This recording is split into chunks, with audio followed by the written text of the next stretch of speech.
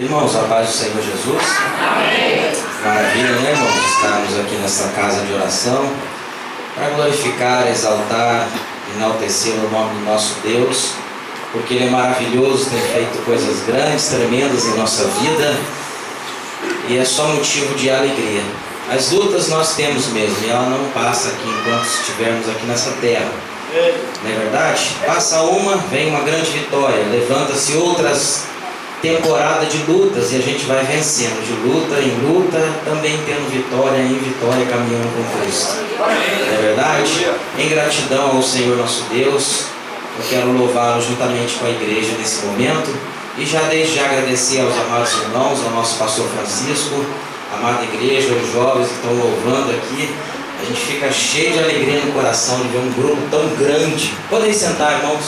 Um grupo tão grande como esse, louvando aqui, adorando o nome de Jesus. Porque nós vivemos tempos tão difíceis, né? Da qual um jovem permanecer nos caminhos do Senhor, na casa do Senhor, tem sido cada dia mais difícil. O mundo é pura ilusão e arrasta-se a muitos. Mas o nosso Deus, Ele é tremendo, é misericordioso. E aquele que ouve a sua palavra, permanece nesse caminho, prosseguindo, Deus tem coisas grandes e tremendas para realizar também nas vossas vidas. Amém? Nós temos segurança e confiança no futuro melhor, seguindo a Cristo Jesus. Fora Ele, o que podemos esperar do dia de amanhã? Não é verdade? Então, desde já, quero deixar aqui meu agradecimento e louvar ao Senhor por esse grande privilégio, rever os irmãos, na verdade. E já me desculpar também que cheguei um pouco atrasado, porque eu sempre me esqueço, para sair daquele lugar lá de Aparecida, final de semana é difícil. É muito trânsito apertado, a gente fica um pouco preso. Até imaginei se deveria ter saído mais cedo, umas 6h30 para chegar aqui no horário. Mas aqui estamos, né, irmãos? Vamos louvar a Deus então? Vocês vão ajudar eu a cantar essa noite, amém? Graças a Deus. Glórias a Deus. Vamos louvar o Senhor em gratidão a Ele.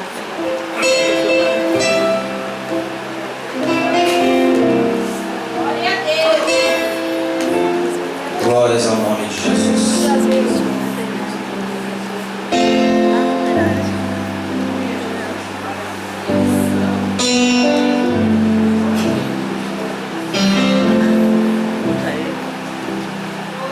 A minha alma estava longe do caminho dos céus. Eu era pobre e desprezível,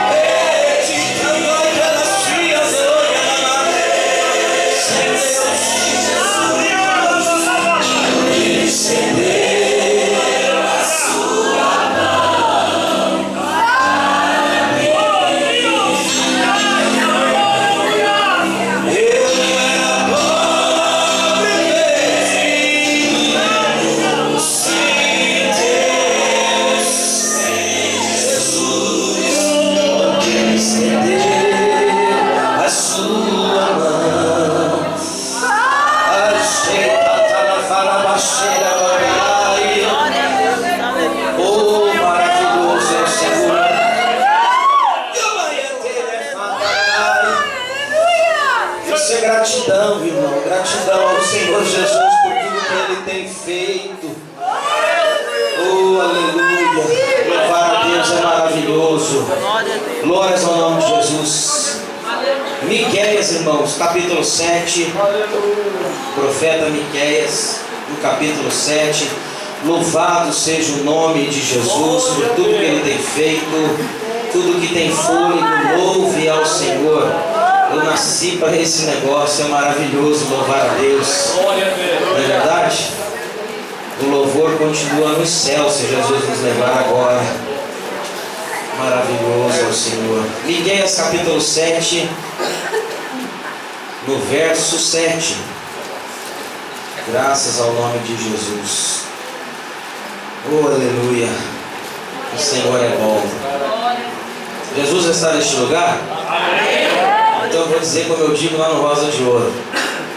Irmão, a gente nunca sabe como é que vai terminar quando Jesus está no lugar. E quando temos um propósito no nosso coração, verdadeiramente, a gente vem para a casa do Senhor com um propósito no coração, o negócio fica tremendo, fica gostoso demais. Amém? Nós passamos a viver grandes congressos a cada dia. O Senhor conosco e nós com Ele, a cada momento, quando nós andamos com o Senhor na nossa vida diária. Diz assim a palavra do Senhor em Miqueias, capítulo 7, verso 7. Eu, porém, esperarei no Senhor, esperei no Deus da minha salvação. O meu Deus me ouvirá. Glórias a Deus. Irmãos, eu acho tão interessante a palavra do Senhor, a maneira que ela fala conosco de uma forma tão clara, de uma forma tão profunda. E quando nós vasculhamos a Bíblia Sagrada, aqueles que já tiveram o privilégio, por exemplo, de fazer ali o estudo da Sagrada Escritura no sábado, na sede, a gente passa pela Bíblia toda, lendo livro por livro, os profetas e tal. A gente vai vendo, irmãos, a gente vai se identificando dentro da Sagrada Escritura e percebendo que a palavra, ela é tão tremenda que quando nós lemos algo aqui hoje nesse culto, a gente começa a aplicar a palavra, a gente começa a se identificar dentro do texto sagrado. É a impressão de que nós estamos vivendo esse período agora, em 2012, sim ou não? Por isso nós podemos expressar que a palavra do Senhor, ela é viva, ela é eficaz, ela é transformadora, ela purifica, ela convence o homem, ela é tremenda. Sem a palavra, sem o poder da palavra, a gente pode entoar louvores aqui, sentir até a presença de Deus, irmão, glorificar, exaltar, chorar, fazer de tudo, mas sem a precisão da expressão da palavra de Deus aos nossos corações, e a gente fazendo desta palavra o nosso manual de vida, irmão, nada vai acontecer conosco, não haverá uma transformação genuína, não vai vir um verdadeiro avivamento na nossa alma, na nossa casa, o cativeiro não vai mudar, o vale não vai passar. É como se ficássemos patinando e a gente não sai do lugar na nossa vida espiritual, almejando vitória, almejando coisas novas, e parece que não acontece nada. Eu tenho visto isso a cada momento na minha vida diária, quando eu começo a cada momento olhar e degustar de cada versículo bíblico e fazer dele, irmão, morada dentro do meu coração, começo a cada vez mais praticar a palavra, eu começo a ver a minha vida diária sendo transformada, Deus me orientando, Deus guiando todas as coisas, e eu tenho passado desta forma para todos os lugares da qual eu tenho andado. Sem a palavra, irmão, parece que o culto não foi aquele culto, por mais que Deus nos abençoou. Irmãos, nós podemos ver uma prova tão real disso que eu estou falando em um grande congresso, por exemplo, que a manifestação de Deus, ela vem sobre a nossa vida, nos enche, nos renova, nos alegra, a cada hino sendo entoado, a cada pessoa dando a sua saudação aqui, a gente fica alegre, e podemos ver então, irmãos, que depois que passa esse momento de alegria, aquele que não pegou a palavra e não aplicou no seu coração, na sua vida verdadeiramente, ele parece que na segunda-feira, no dia de amanhã, ele perdeu tudo, está tudo do mesmo jeito. Já repararam nisso? A palavra, ela é tremenda.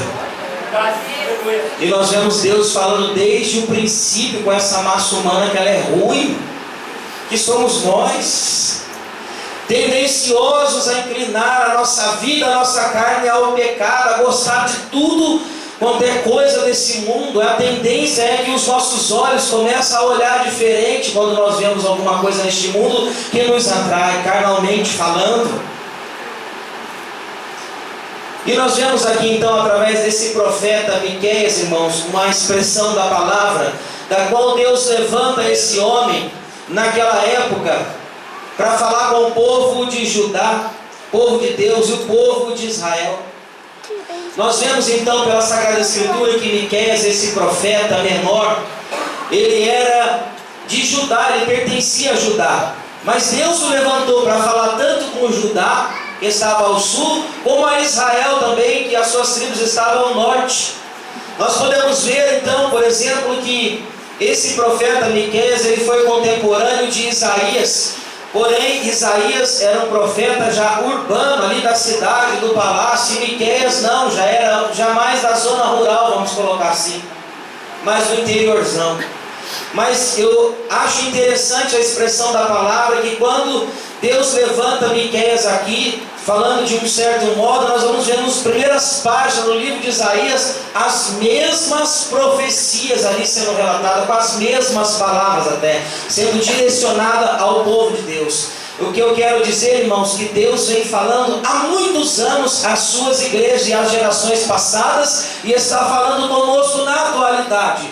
E aquilo que Deus falava antes, ele ainda, Jesus não voltou, ele continua falando ainda no dado momento. Ele continua também se expressando que ele repudia ou não gosta do pecado, do envolvimento do povo dele, da massa humana com este mundo. Ele continua nos chamando a atenção, ele continua nos exortando, ele continua dizendo: eu quero um povo santo, lavado e remido no meu sangue, porque eu estou voltando. Ainda que olhando para a Sagrada Escritura, gerações e gerações já passaram, dispensações e dispensações já passaram, e há muito tempo tem se falado que Jesus está voltando, e para muitos já tem desfalecido e perdido o rumo no meio do caminho, tem parado, naufragado na sua fé, talvez já não acreditando mais nos milagres que Deus vem operando, já não acreditando mais na Sagrada Escritura, que ela é eficaz, ela é verdadeira. Muitos têm, irmão, sofrido naufrágio na sua fé. Por isso que eu disse, louvo a Deus de ver uma igreja tão cheia, um grupo de jovens tão grande aqui, olha, adorando, cantando e entoando louvores ao nome de Jesus. E o Senhor vem falando no nosso meio. Aqui nós vemos, por exemplo, irmão, só para um conhecimento desse livro, que esse profeta Miqueias, ele vem, Deus levantando a sua vida na época, para denunciar o pecado que estava acontecendo no meio do povo de Judá e do povo de Israel. Deus o levanta dessa forma, já nos seus primeiros capítulos, de 1 ao capítulo 3, quando você vai ver lá na sua casa, você vê a denúncia do pecado, porque Deus sempre faz assim, Ele nunca deixa de falar no nosso meio, sim ou não? Os irmãos podem ver que passa o tempo que for, quando nós que caminhamos com Cristo aqui na terra, estamos em meio a um perigo, desviando o nosso olhar, os nossos pés, você pode parar e perceber que Deus usa alguém na palavra, na pregação, às vezes usa até um vaso, selo e profecia, para nos alertarmos do perigo que nós estamos perdendo a visão. Deus sempre faz assim, sempre fez assim, e hoje está fazendo assim também aqui nessa noite. Deus, Ele faz o que? Ele levanta sempre alguém para denunciar o pecado, para dizer: cuidado, o pecado está às portas. Cuidado, jovem, o pecado está às portas. Podemos ser cheios aqui em fração de segundo, perder ali no portão da igreja. Isso é real. Irmãos, eu tenho vivido uma situação que eu fico olhando e vejo como Deus é longânimo e é misericordioso. Sem, é lógico, citar nome, sem falar aonde, tem uma determinada igreja, irmãos, que eu vejo sempre Deus levantando os seus profetas e falando com uma determinada jovem. E todas as palavras proféticas que eu tenho observado Deus falando com aquela jovem, em uma determinada igreja ali, eu percebo o seguinte: Deus dizendo assim: eu já fechei a sepultura, eu já fiz isso pela sua vida, eu já fechei a sepultura de novo, e tu tens desviado do meu caminho. Passa um determinado tempo, a mesma palavra profética, às vezes sendo pregada e às vezes sendo falada na individualidade. Eu tenho fechado a sepultura para a mesma pessoa, e a gente fica olhando, fica, meu Deus, como pode? Parece que o coração é de pedra. E não entende que Deus, irmãos, Ele não precisa de nós é que precisamos dEle. Mas mesmo assim Ele insiste conosco. A única coisa que Ele quer é que nós venhamos a entender a Sua palavra para andar lado a lado com Ele, em comunhão com Ele. Aleluia. E um dia nessa igreja Deus me mostrava algo, e a palavra profética que Deus colocou na minha boca pela misericórdia do Senhor, e Deus disse assim: diz para toda a igreja ouvir, que eu já fechei muitas vezes a sepultura, e não fecho mais, está aberta. E eu falei daquela forma, e disse: jovem, Deus vai te arrancar da terra, porque Ele não vai falar mais. Eu fico tão impressionado, irmão, porque olha o que eu estou falando agora, e olha como está esse texto aqui, Miqueias profetizando. É a mesma massa ruim e dura de coração. No outro dia eu tive notícia da jovem dizendo assim: aquela conversa, aquele papo que aquele pastor lá, Alexandre Lima, veio falando aí que Deus não vai fechar mais, que está aberto. Isso é coisa que eu estou escutando isso aí faz tempo, que Deus já fechou, mas agora não vai fechar mais. Eu não estou nem aí, eu quero é curtir a vida.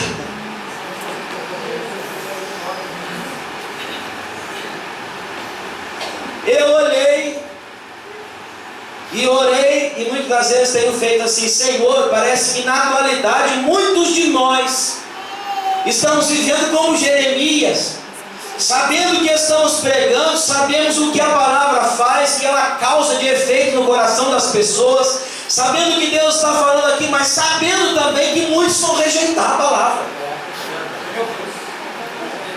Sim ou não? Dias da qual o apóstolo Paulo também deixou escrito: dias difíceis, trabalhosos, homens amantes de si mesmo, pensando só em si mesmo, uma divisão terrível, panelinhas formadas para tudo quanto é lado. E a igreja de Cristo é um corpo só, é uma unidade só, ligada na cabeça. Mas o homem é duro, irmão, duro de coração. Passou-se uma semana, eu vejo então, depois de uma semana, a jovem na igreja. Meu Deus. E de repente vai uma serva de Deus ministrar a palavra nessa igreja lá. Os irmãos já imaginam onde é, né? E de repente a mesma palavra profética sendo lançada. E Deus falou claramente assim, da seguinte forma: eu já fechei muitas sepulturas. Foram uma, foram duas, foram três. E disse a ti já: não fecho mais, está aberta. E a palavra que tenho para ti nessa noite é: a sepultura está aberta. Meu Deus. Irmãos, temos que tomar cuidado. A palavra não pode ser ou a presença de Deus, ou um culto, ou viver na presença de Deus. Não pode se tornar coisa banal. Vir por vir, falar por falar, cantar por cantar, festas por festa. Porque é mais um ano que estamos comemorando. Não! Todo dia na presença de Deus precisamos valorizar a presença do nosso Espírito Santo.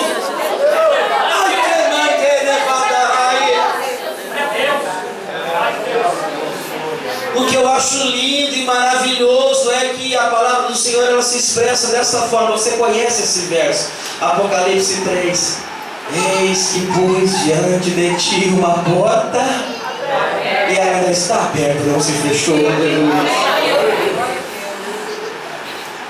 Olhando para cá, para esse livro aqui de Miqueias, onde nós lemos esse verso, o que acontece aqui é o seguinte: Deus levanta ele para denunciar o pecado e apontar o dedo no sentido de mostrar. Fala ao povo, denuncia o pecado, diz para eles o que está acontecendo. E quando você vai lendo lá desde o primeiro capítulo do livro de Miqueias, você vê Deus levantando ele com grande ousadia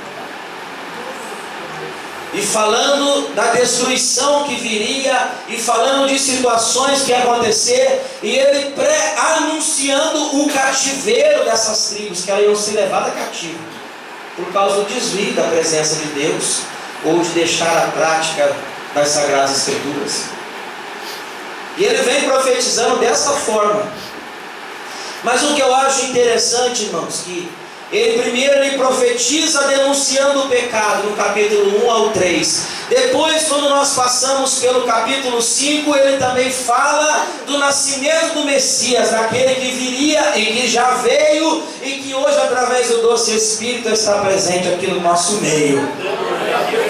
Depois, quando nós vamos olhando, por exemplo, do capítulo 4 ao 7, nós vemos que Deus, como falava no passado, fala hoje ainda. Você já reparou que o Senhor sempre, quando levanta alguém pregando duro, ou trazendo uma profecia dura na individualidade, Deus sempre aponta o pecado, Ele aponta o que está acontecendo, Ele aponta o caminho que nós estamos trilhando nele, mas depois Ele aponta também no final que há consolo e ainda há escape. E aqui nós vemos nesse livro de Miqueias a mesma situação. Nós vemos que no capítulo 4 ao 7 apresenta-se então o consolo. Ainda que ele profetizava que aconteceria o cativeiro, como aconteceu, mas aqueles que estavam em meio à massa humana, mesmo na hora de ser levado para o cativeiro, e ali no cativeiro, Deus também deu palavra de refrigério, porque Ele sabe aqueles que são os seus, que são fiel. Deus sabe, nesse mundo tenebroso, quem você é, Deus sabe. Talvez a sua mãe e seu pai não sabem direito quem você é, acha que sabe. Quem pode sondar o pensamento e o coração de um jovem, de um ser humano? Às vezes até nós, como pai, nós surpreendemos com certas atitudes dos filhos, sim ou não? Ah, tá, mas o meu pastor da minha igreja, ele sabe quem eu sou, ele me conhece. Ele sabe quem você é, mas te conhecer na intimidade, só Deus conhece. Aleluia! Só Deus conhece. Até aquele ou aquela que deita ao nosso lado, anos de casamento, uma hora a gente desconhece dentro de alguma atitude, sim ou não? Por quê? Porque nós todos temos falhas, mas Deus conhece os dele. Aleluia. E eu vejo, irmãos, que na vida de todos nós que estamos aqui nessa terra, nós passamos por períodos difíceis de vales e situações nessa vida aqui. E a palavra vem nos apontando, como aponta aqui através do profeta Miqueias, quando ele se expressa assim: eu, porém, esperarei no Senhor. Ele se expressa no final, no capítulo 7, mas o que eu acho interessante, irmão, é que dá uma olhada no capítulo 7, no verso 1 aí, para você ver o que ele fala. Ai de mim! Quando ele olha a sua volta, ele profetiza a sua volta, ele estava predizendo a destruição de tudo que viria, o cativeiro, e ele se expressa assim: ai de mim! Porque sou feito como quando são colhidas as frutas do verão, como os rabiscos da vindima. Não há cacho de uvas para comer, nem figos temporãos, que a minha alma desejou. Ai de mim! Ele está se expressando aqui que ele está como que vendo já uma grande colheita, que aqueles que viriam para colher os frutos, ou passando, vinha arrasando tudo, colhendo tudo. Ele se coloca meio que como a sobra da colheita, os rabiscos, as sobrinhas. Ele se expressa de certa forma dizendo assim: só vai ficar eu. Irmãos, olhando de de geração em geração passada. Quantas gerações já passou? E prevaleceu ainda um povinho pequeno, e tem prevalecido. Segundo a Bíblia Sagrada, olhando a expressão da palavra, eu e você somos os rabiscos da atualidade. Aquilo que sobrou de muitos cativeiros, de destruição do mundo. Nós somos os rabiscos de Deus, ou a sobra, que o Senhor vai vir para fazer uma colheita final. Aleluia. Abra lá em Isaías 17. No verso 6, você vai ver outra expressão pelo profeta Isaías. Ele expressando desta forma. Quem achou pode ler para mim, bem alto, um jovem aí que tem um pulmão novinho. Aleluia. Mas ainda ficaram nele alguns rabiscos, como no sacudir da oliveira, 2 ou 3 azeitonas, na mais alta ponta dos ramos, e 4 ou 5 nos ramos mais exteriores de uma árvore frutífera, diz o Senhor, Deus de Israel. Aqui nós vemos Isaías numa profecia contra Damasco e Efraim. Mas ele expressa aqui, olha, mas ainda ficarão nele alguns rabiscos, umas sobras para uma colheita final, como no sacudir da oliveira. Nós somos hoje, irmão, na atualidade, o fruto dessa oliveira verdadeira. E Deus está sacudindo no tempo final. Aleluia. Aleluia. Calambarachora mandarai. Poderoso e santo é o seu nome. 2 ou 3 azeitonas. Na mais alta ponta dos ramos, e 4 ou 5 nos ramos mais exteriores de uma árvore frutífera. Oh irmão, Deus tem falado conosco na atualidade, de forma tão clara. E eu tenho percebido tantos naufragando, parando, deixando de servir ao Senhor. Eu tenho certeza, o Senhor me trouxe aqui com essa palavra de alerta. Ele está voltando, isso não é conversa de crente antigo, não. Nós vemos a Bíblia Sagrada apontando que no finalzinho dos tempos a ciência ia se multiplicar. Mas eu pergunto, quanto que a doença também multiplicou? Se descobre uma cura de alguma coisa, daqui a pouco apareceu mais doença nova, ainda umas 10 doenças novas. Descobre lá um antídoto, um remédio contra uma superbactéria, daqui a pouco aparece outra mais poderosa. E assim nós estamos vendo, irmãos, uma geração ficando cada vez mais fraca. Olhando, por exemplo, no livro de Apocalipse, o derramamento das taças, as trombetas, tantas coisas que nós estudamos há tão pouco tempo aqui no templo sede, na terça-feira ali. Nós vamos ver que para nós, irmãos, só resta uns pouquinhos segundos no relógio de Deus, porque Ele está voltando e conta conosco nesta hora final para arrebanhar a muitos para o seu reino. Oh, aleluia!